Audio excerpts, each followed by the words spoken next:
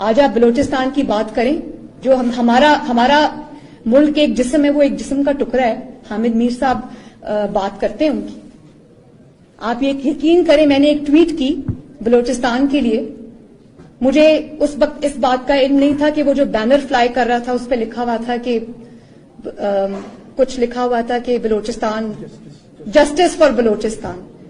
تو مجھے نہیں پتا تھا کہ اس بینر کے پیچھے کیا کہانی ہے یا اس کو کس سے جوڑا جا رہا تھا. میں نے بلوچستان کے لیے آواز اٹھائی کیونکہ میں نے بلوچستان میں جا کے دیکھا کہ کس طرح وہاں پر لوگوں کے گلے کٹتے ہیں تو ان کو انصاف نہیں ملتا. میں جانتی ہوں, میں ان 2 بہنوں سے ملی جنہوں نے مجھے کہا کہ مریم آپا, وہ 2 بہنیں تھیں, شاید ایک 18 سال کی تھی, ایک 19 سال کی تھی. اس نے کہا کہ یہ ہمارے جتنے بھی گھر کے مرد ہیں یہ سب کے لاشیں پڑی ہیں, ان کے گلے کٹے, اور اب ہمارے خاندان کے اندر کوئی ایسا مرد نہیں بچا جو ان لاشوں کو کندھا دے سکے. میں نے خود دیکھا. اور آج جو مسنگ پرسنز کی بات کرے, جو بلوچستان کے حق کی بات کرے, اس کو آپ غدار قرار دیں, آپ اس پہ ڈان لیکس لگاتے ہیں, آپ اس کو انڈین ایجنٹ قرار دیتے ہیں. مجھے یہ بتائیں کہ کیا پاکستان کا رہنے والا کوئی شخص جو پاکستان سے پیار کرتا ہے, جب وہ بلوچستان کی بات کرتا ہے تو وہ غداری کرتا ہے؟ مجھے وہ ٹویٹ ڈیلیٹ کرنی پڑی.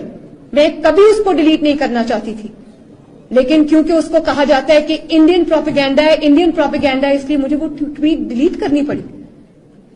کیونکہ میں ہر چیز کا الزام برداشت کر سکتی ہوں. میں نے اپنے اوپر چوری کا الزام برداشت کیا, میں نے اپنے اوپر جھوٹ بولنے کا الزام برداشت کیا, مجھے اتنی تکلیف نہیں ہوئی. لیکن جب آپ مجھے انڈیا کا ایجنٹ کہیں گے تو مجھے یہاں تکلیف ہوتی ہے. اور آپ دیکھیں کہ مجھ جیسی شخص کو, جو اللہ تعالیٰ کے سوا کسی سے نہیں ڈرتی, یا تھوڑا بہت شاید نواز شریف صاحب سے ڈرتی ہوں, اور میں کسی سے نہیں ڈرتی, مجھے وہ ٹویٹ ڈیلیٹ کرنی پڑی کیونکہ بلوچستان کے لیے بات کرنے والے کو انڈین ایجنٹ کہتے ہیں. اگر میں مان بھی لوں کہ وہ انڈیا کا پروپیگینڈا ہے, تو آپ نے انڈیا کو وہ پروپیگینڈا کرنے کا موقع کیوں دیا؟ کیوں حالات کو اس نہج پر پہنچنے دیا